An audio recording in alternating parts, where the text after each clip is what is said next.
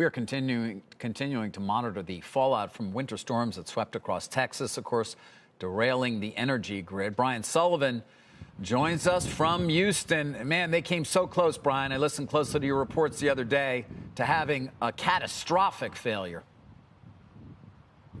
Yeah, I mean, David, as bad as it was, millions without power for days during one of, if not the worst storms in Texas history. 4 minutes, 37 seconds away from your word, their word, catastrophic failure, potentially a month-long blackout or rolling blackouts. I mean, simply unimaginable, given some of the damage, by the way, that we have seen that families have suffered, mostly from burst water pipes, etc. What's going to happen as we go forward? Well, a lot of anger, a lot of sturm and drang coming from the hearing yesterday. Will changes be enacted? Will changes be enforced?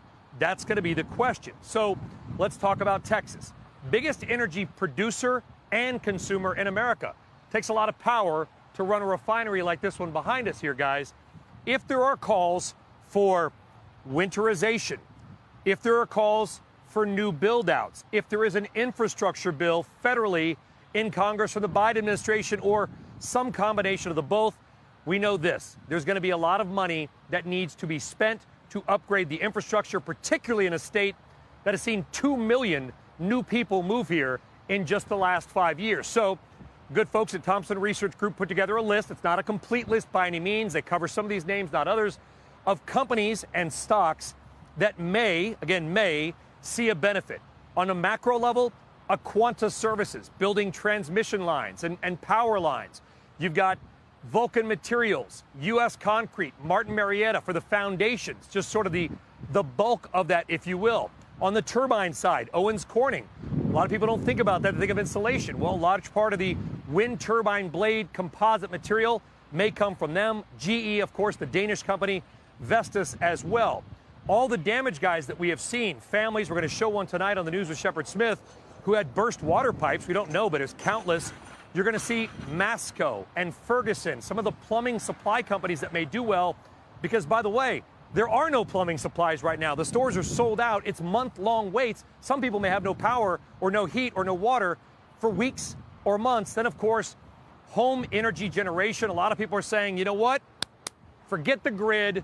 I'm going to be my own grid. You got a name like a Tesla, obviously, with their wall packs, guys, but also a name like a Generac. We think of their generators, but they've got a competitor to Tesla on the wall pack as well. So not a complete list by any means, but those are some of the companies, maybe along with a Jacobs Engineering or an AECOM, for gigantic projects to build out new refineries, new power plants, new wind turbines, new solar farms as well. And ironically, guys, we may see more natural gas production because you can't have a shortage like we had last week, where the pipelines were old and they weren't winterized, they froze up. We're going to need a lot more of everything, especially if Texas continues its growth. And Carl, I did this for you.